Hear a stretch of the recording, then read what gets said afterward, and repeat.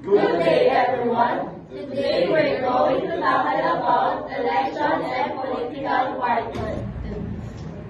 First, we are going to talk about the Article 5 called suffrage. In Section 1, this section means that all Filipino citizens have the right to vote as long as they meet the few basic rules. To vote, a person must be 18 years old and above. Second, have lived in the Philippines for at least 1 year before the election.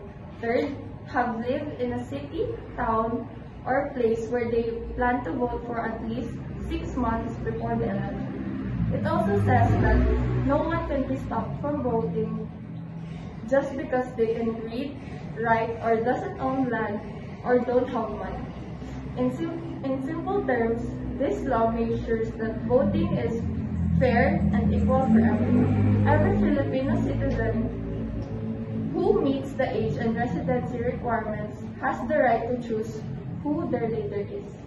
For the Section 2 mandates Congress to establish systems for secure and external voting.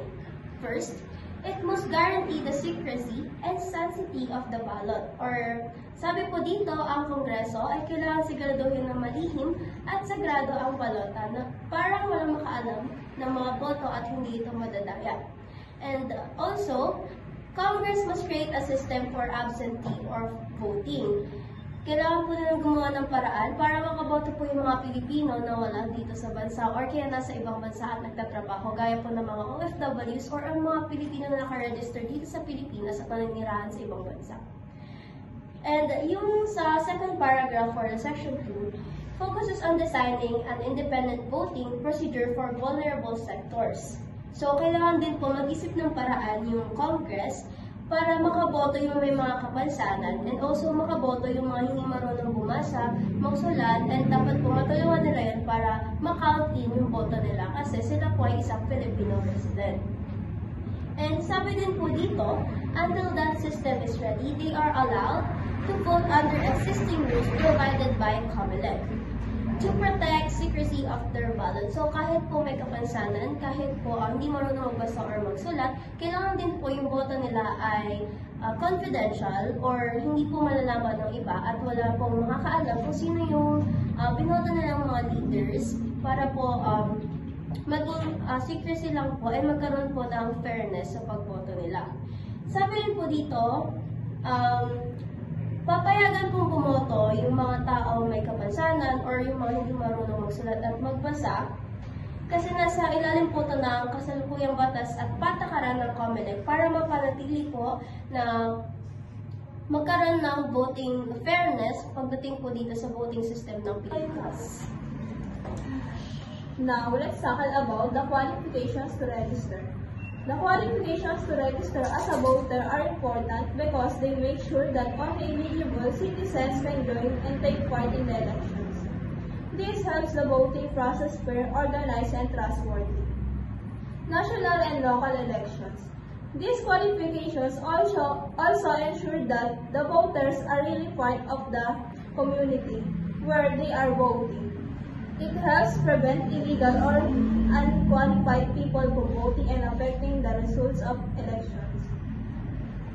So now we're going to disqualification to register. In the first bullet, it means if a person is sentenced to prison for at least 1 year, they lose some right unless they are given a full pardon of amnesty. In the second bullet, it means if someone is found guilty of crimes like rebellion or sedition, they lose their right unless those rights are legally restored.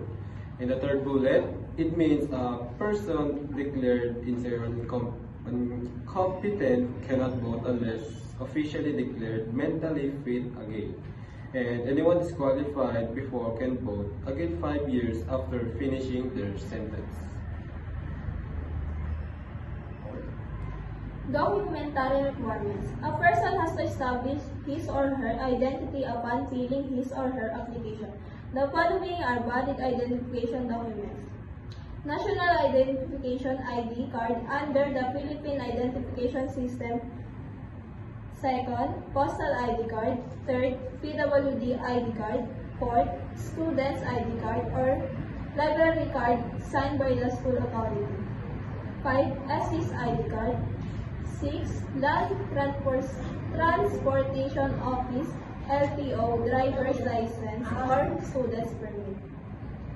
7. National Bureau of Investigation NBI clearance. 8. Philippine passport.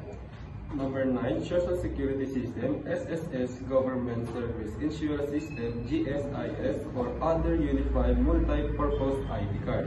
And number 10, Integrated Bar of the Philippines, IPP ID Card. And number 11, license issued by the Professional Regulatory Commission, or PRC. Number 12, Certificate of Confirmation issued by the National Commission of Indigenous People, NCIP. In case of members of ICCs or IPS. And number 13, barangay identification certification with photo. And last, number 14, any government issued valid IDs. Kung para sa party list organization or coalition, dapat ay rehistrado sa COMELEC bilang isang party list organization or coalition. So dapat po kumakatawan sa marginalized or underrepresented sector, halimbawa, ang dagawa, magsasaka, at kababaihan, kabataan, at katubo. Dapat may track record o kasaysayan o advokasya para sa sector na kinakatawan.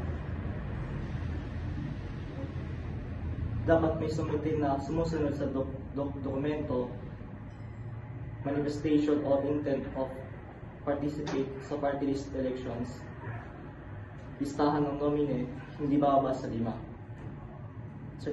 Certificate of acceptance na nagpapatunay na autorisado ang pagsumite ng mga nomine o dokumento. So, number 2,